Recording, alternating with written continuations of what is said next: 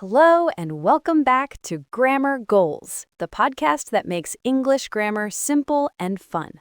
I'm Melody. And I'm Alec. It's great to have you with us. In our last episode, we talked about prepositions. Today, we're taking the next big step, moving beyond single words and learning how to build better, more interesting sentences. That's right. We're going to be like architects, but for language. We'll look at the blueprints of sentence structure, from the basic building blocks to more complex and elegant designs. An excellent analogy, because once you understand these structures, you can express your ideas with more clarity and creativity. So where should we start, Melody? Let's start with the most essential building block of any sentence, the clause. Alec, can you break that down for us? Certainly. A clause is simply a group of words that contains a subject, who or what the sentence is about, and the verb, which is the action or state of being.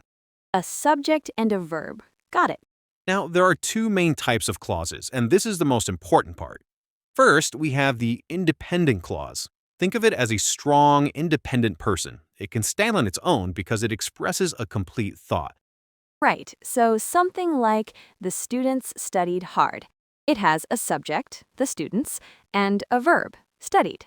And it makes complete sense by itself. It's a full sentence. Exactly. But then we have the second type, the dependent clause. As its name suggests, it depends on another clause to make sense. It also has a subject and a verb, but it doesn't express a complete thought. So it's the one that leaves you hanging. Like if I said, because the students studied hard. Precisely, you're left asking, what happened? That's a dependent clause. It needs to be connected to an independent clause to form a complete sentence. And to connect them, we need our special grammatical glue. And that glue is conjunctions. These are the connector words that link words, phrases, and, most importantly for us today, clauses. Correct. And just like with clauses, we have a couple of main types. The first are the coordinating conjunctions. These are easy to remember with the acronym FANBOYS. Fanboys. That stands for and, nor, but, or, yet, and so. That's the one. These conjunctions are used to connect two equal and independent clauses. For example, he is a great speaker, but he is very shy. Here, but connects two complete thoughts. Okay, so fanboys are for joining two independent clauses. What about those needy dependent clauses? For those, we use subordinating conjunctions. Words like because, although, while, if, when, and since. These words introduce a dependent clause and connect it to an independent clause. So now we can finish our earlier thought. Because the students studied hard, they passed the exam. Now we have a dependent clause connected to an independent one, and it makes a complete, more interesting sentence. Exactly right.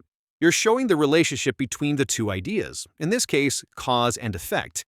And that brings us perfectly to the main event, the different types of sentences we can build. Okay, the architectural designs. Let's start with the most basic one. That would be the simple sentence. It's just one independent clause. The train arrived. It's short, clear, and complete. Simple enough. So what happens when we use our fanboys glue to stick two simple sentences together? Then you create a compound sentence. A compound sentence consists of two or more independent clauses joined by a coordinating conjunction. For example, the train arrived, so we got on board. I see. The train arrived is a complete thought. We got on board is also a complete thought. And the word so connects them. Precisely. A quick tip here. When you join two independent clauses with a fanboys conjunction, you should almost always put a comma before the conjunction. That's a very useful tip. Okay, so we have simple sentences and compound sentences. That must mean the last type, the complex sentence, uses those dependent clauses we talked about. You've got it. A complex sentence contains one independent clause and at least one dependent clause. For example, when the train arrived, we got on board. Okay, so when the train arrived is the dependent part. It can't stand alone. And we got on board is the independent part, the main idea. Yes, and there's another useful comma rule here. When the dependent clause comes before the independent clause, as in our example, you separate them with a comma. Right, but what if you switch them around? Good question. If the independent clause comes first, you usually don't need a comma. We got on board when the train arrived. The word when is enough to connect the idea. That's fascinating. The same words can create such different structures. Could we try building a sentence up from simple to complex just to see it in action? An excellent idea. Let's start with the simple sentence. The weather was beautiful. Okay, one independent clause, clear and simple. Now let's make it compound. We can add another independent clause. The weather was beautiful, so we decided to have a picnic. Great, two related complete ideas joined by so. Now for the grand finale, let's make it complex. All right, let's use a subordinating conjunction. Because the weather was beautiful, we decided to have a picnic. Perfect. It really shows how you can express the same basic idea with different levels of grammatical sophistication. It does. And the key for any language learner is to practice using all three types.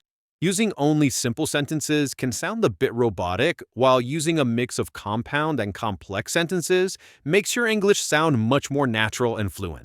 That's a great point, Alec. And what better way to practice than with a little quiz? Let's call it the Grammar Goals Challenge. Are you ready to test our listeners? That's a fantastic takeaway. So let's do a quick recap. The basic building block is a clause, which has a subject and a verb. And there are independent clauses, which are complete thoughts, and dependent clauses, which are not.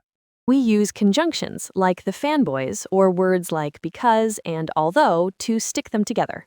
And doing that allows us to build our three main sentence types: simple, compound, and complex.